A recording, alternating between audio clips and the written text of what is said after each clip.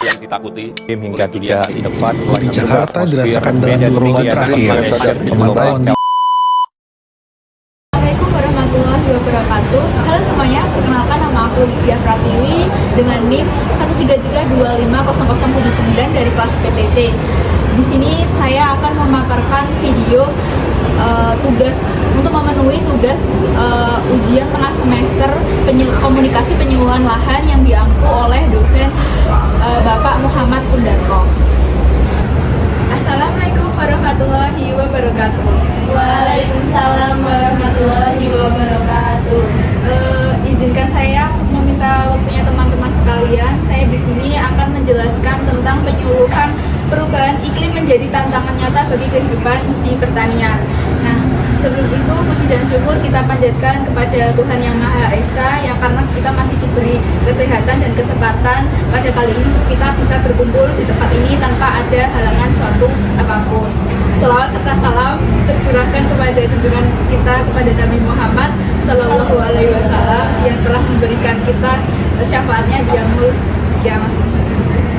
Nah, teman-teman yang saya hormati, sebelum kita masuk materi, nah saya ingin mengajak teman-teman sekalian untuk berpikir sebentar. Nah, apakah dari teman-teman itu merasa bahwa cuaca di sekarang itu semakin tidak menentu dibandingkan yang dulu-dulu? Ya. Nah, kalau kita rasakan ya sekarang ini hujan itu bisa datang secara tiba-tiba. Kadang itu musim dingin, kadang musim kadang musim panas gitu ya.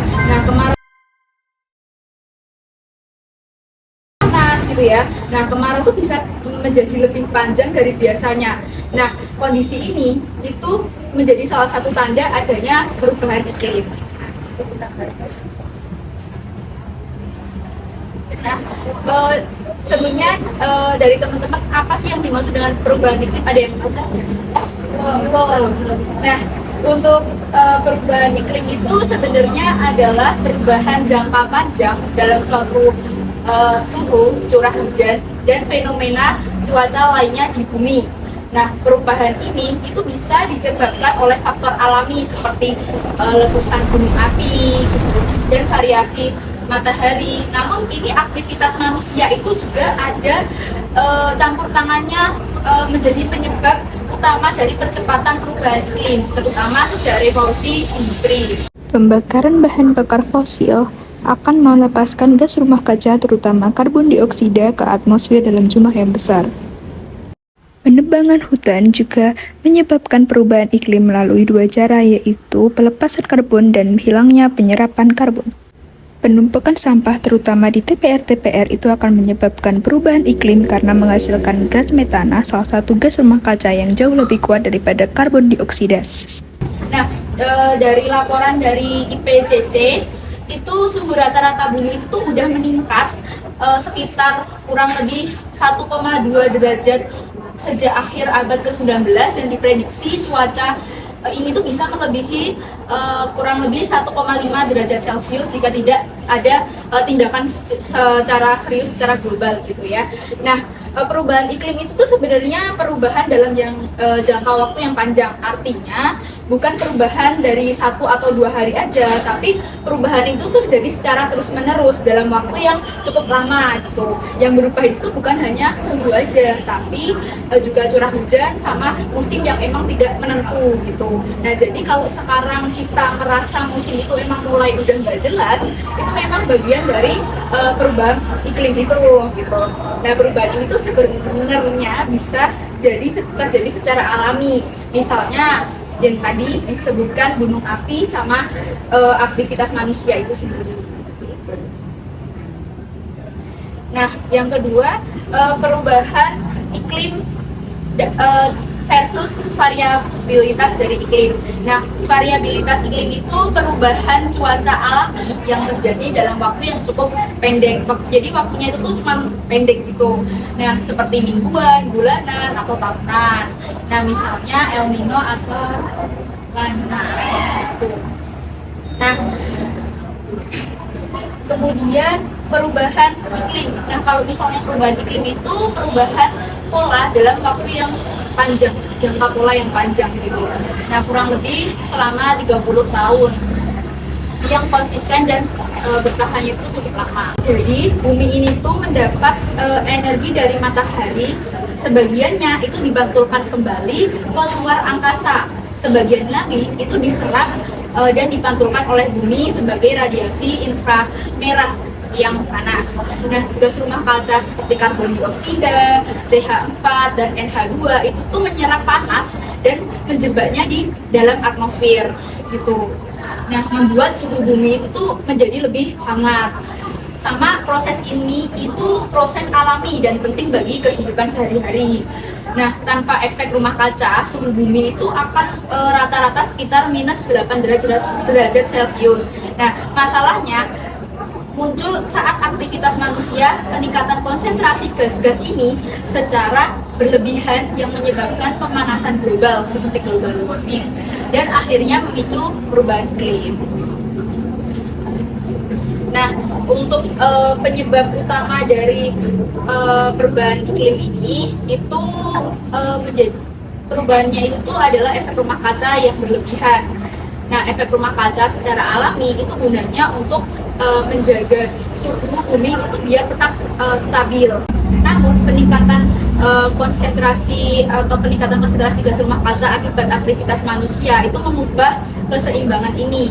Nah, gas-gasnya itu berperan besar sebagai pertama untuk karbon dioksida itu dari pembakaran bahan bakar fosil seperti batu bara, minyak, sama gas-gas alam. Nah, itu penyebab dari karbon dioksida. Terus kemudian kedua adalah metana. Metana itu berasal dari peternakan dan limbah. Nah, di nitrogen oksida atau N2 ini itu dia berasal dari pupuk kimia. Nah, untuk gas fluorokarbon HFC atau PFC itu berasal dari industri pendingin dan manufaktur. Nah, untuk dampak dari perubahan iklim di Indonesia itu sendiri, itu kan Indonesia sebagai negara kepulauan yang cukup tropis kan teman-teman. Nah, sangat rentan terhadap dampak dari perubahan iklim. Perubahan iklim merujuk pada variasi jangka panjang dalam rata-rata elemen cuaca seperti suhu, curah hujan, dan pola angin di suatu daerah tertentu. Perubahan ini dapat mencakup perubahan yang signifikan dalam kondisi atmosfer yang berlangsung selama beberapa dekade atau lebih. Sampah, transportasi, deformasi, dan energi merupakan driver utama perubahan iklim karena mereka secara bersama-sama menyumbang pada peningkatan emisi gas rumah kaca, merusak ekosistem, memberikan kontribusi signifikan terhadap degradasi lingkungan, serta menciptakan dampak yang merugikan terhadap keseimbangan iklim global. Di Indonesia, perubahan iklim menyebabkan ketidakpastian dalam produksi pertanian karena perubahan pola hujan, meningkatkan risiko penyakit melalui vektor baru, mengganggu produktivitas perikanan akibat kenaikan suhu laut, dan merusak ekosistem lingkungan dengan intensifikasi bencana alam seperti banjir dan tanah longsor. Oleh karena itu, pemerintah Indonesia telah mengadopsi strategi adaptasi berbasis masyarakat dan teknologi untuk mengatasi dampak dari perubahan iklim pada sektor pertanian, kesehatan, perikanan, dan lingkungan. Termasuk penerapan pada tanam yang tahan iklim, penguatan sistem kesehatan masyarakat, pengelolaan sumber daya perikanan yang berkelanjutan, dan upaya dari mitigasi perubahan iklim ini yang pertama yaitu mengurangi emisi karbon. Yang kedua, kita bisa transisi ke energi terbarukan, jadi kita pindah ke energi yang tidak mudah cepat habis. Terus yang ketiga adalah penanaman pohon reboisasi. Yang keempat adalah transportasi yang ramah lingkungan, yang tidak menyebabkan polusi udara di sekitar yang menyebabkan pemanasan global, seperti itu.